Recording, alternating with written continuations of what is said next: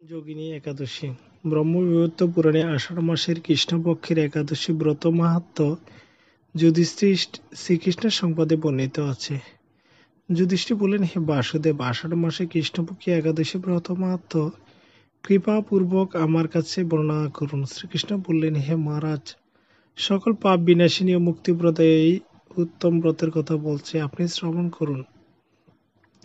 আষাঢ় মাসের কৃষ্ণপক্ষী একাদশী যোগিনী নামে পরিচিত। মহাপাপ বিনাশকারী এই তিথি ভবসাগরে পতিত মানুষের উদ্ধার লাভের একমাত্র নৌকাস্বরূপ।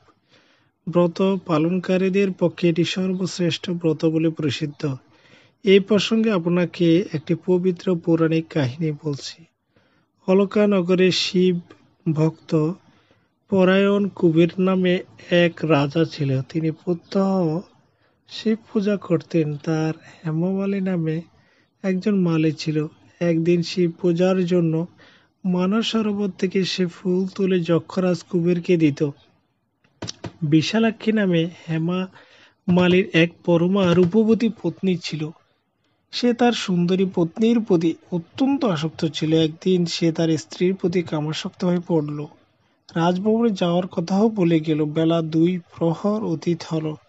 অর্চনের সময় চলে যাচ্ছে দেখে রাজা ক্রুদ্ধ হলেন। মালীর বিলম্বের কারণ অনুসন্ধানে এক দূত প্রেরণ করলেন। দূত এসে রাজাকে বলল সে গৃহে স্ত্রীর সাথে আনন্দে মত্ত। দূতের কথা শুনে কুবের রেগে তখনই মালীকে তার সামনে হাজির করতে আদেশ দিল। এদিকে মালী পূজার সময় অতিবাহিত হয়েছে বুঝতে পেরে অত্যন্ত ভয় পেল। তাই স্নান না করে সে রাজার কাছে উপস্থিত হলো।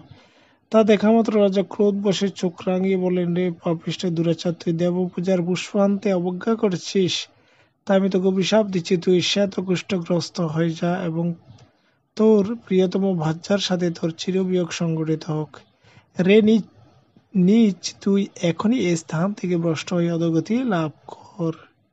কুবেরের এই অভিশাপে হেমমালী তার পত্নীর সাথে স্বর্গভ্রষ্ট হয়ে দীর্ঘকাল যাবৎ কুষ্ঠরোগ ভোগ করতে লাগলো। রোগের যন্ত্রণায় দিন অথবা রাত্রে কখনোই সে সুখ পেত না। এভাবে শীত গ্রীষ্মে প্রচণ্ড বেদনায় বহু কষ্টে সে জীবন যাপন করতে লাগলো। কিন্তু দীর্ঘকাল মহাদেবের অর্চনের ফুল সংগ্রহের সুকৃতির ফলে সে শাপগ্রস্ত হয়েও বৈষ্ণবশ্রেষ্ঠ শিবের বিস্মরণ কখনো হয়নি।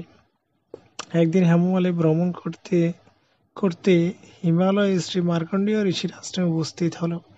কুষ্ঠরোগে পীড়িত সপত্নী হেমমালীকে দর্শন করে শ্রী মার্কণ্ড তাকে জিজ্ঞাসা করলেন, তুমি কার অভিশাপে এরকম নিন্দনীয় কুষ্ঠরোগগ্রস্ত হয়েছ? সে উত্তর দিল, হে মুনিবর, রাজা ধনকুবেরের আমি বৃত্ত ছিলাম। আমার নাম হেমমালী। আমি প্রত্যহ মানস সরোবর থেকে ফুল তুলে শিব পূজার জন্য রাজাকে দিতাম। কিন্তু দুর্ভাগ্যক্রমে একদিন স্ত্রী মনোরঞ্জন হেতু কামাসক্ত হওয়ায় সেই ফুল দিতে বিলম্ব। রাজার অভিশাপে এরকম দুর্দশাগ্রস্ত হয়েছি।